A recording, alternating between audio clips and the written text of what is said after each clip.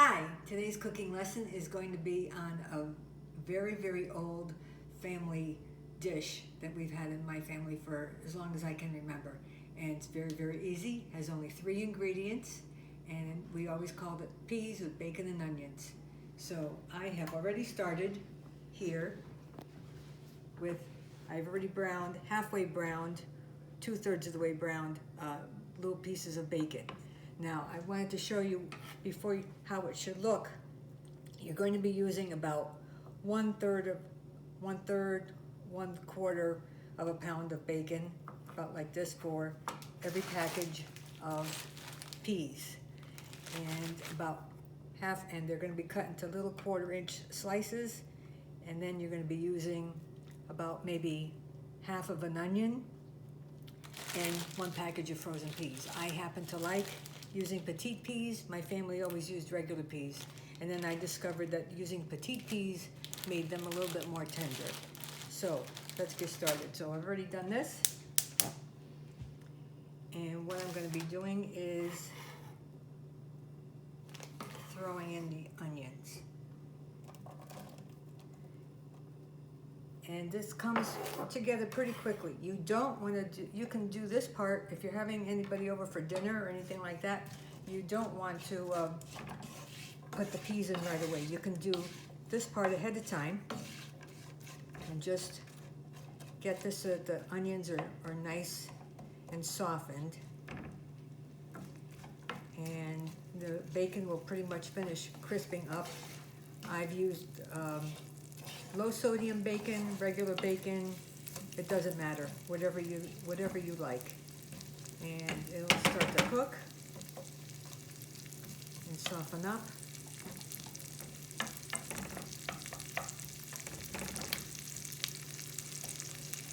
And I've done this for so many years, it's very easy. It doesn't take up a lot of time. You can bring it to parties. The only thing is, what you want to do is keep the peas until the very end, and right before you're going to be serving it, because if you put them in right away, they will start to get all crinkly and wrinkly, and they won't look very appetizing. So when you do it this way, they are, at the very last second you throw them in, it'll be fine. And then you serve them, and that'll be that. Now, I thought that, as I might have mentioned before, that this was an old family recipe. I had never heard of anybody else making this dish. And then, a few years ago at the library, we got this Ina Garten book, and I'm looking through the book, and I see this. And I'm thinking, that's our dish that we've made, only she calls it peas and pancetta.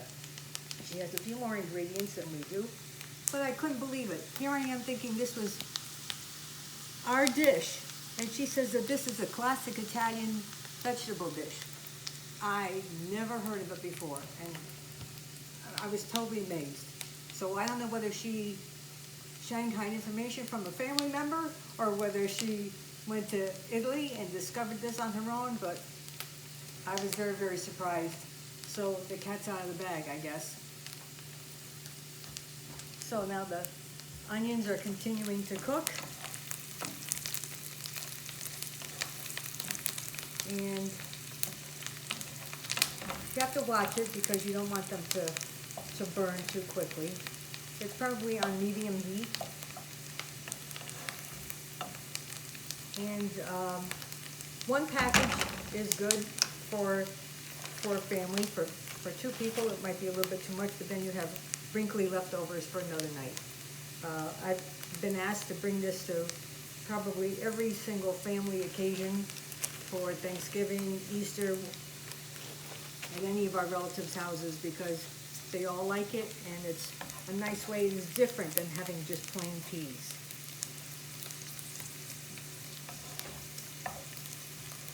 And you can see the bacon is getting nice and crispy. The onions are starting to brown up a little bit. And You don't have to put any oil in the bottom of this at all because the bacon fat is rendered out and it takes care of all that. And the peas can come frozen. You don't have to really thaw out the bag of peas. And then what we're going to do is, at the last minute,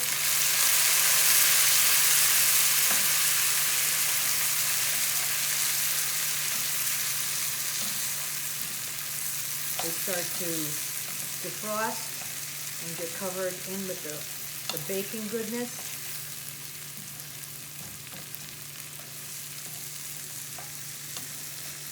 And it doesn't take that long. If you're going to be cooking a meal, this would be the last thing you do. And the only other ingredient that I would do at the end, it's going to take a couple minutes because, I mean, if you want to defrost them, you can do that too, but it's no big deal.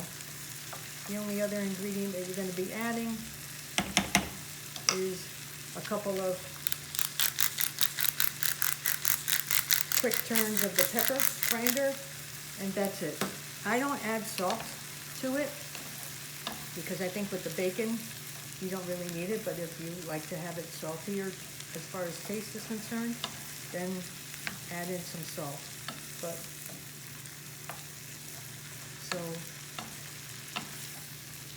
it doesn't take this long to get it to be nice and glistening as far as the coloring.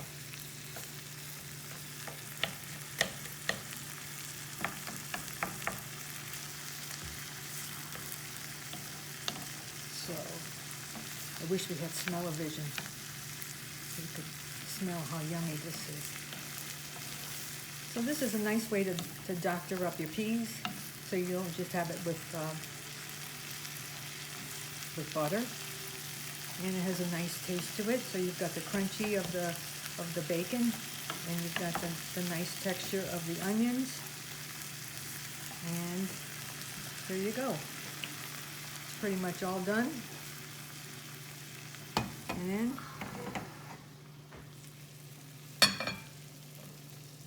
put it into your serving bowl.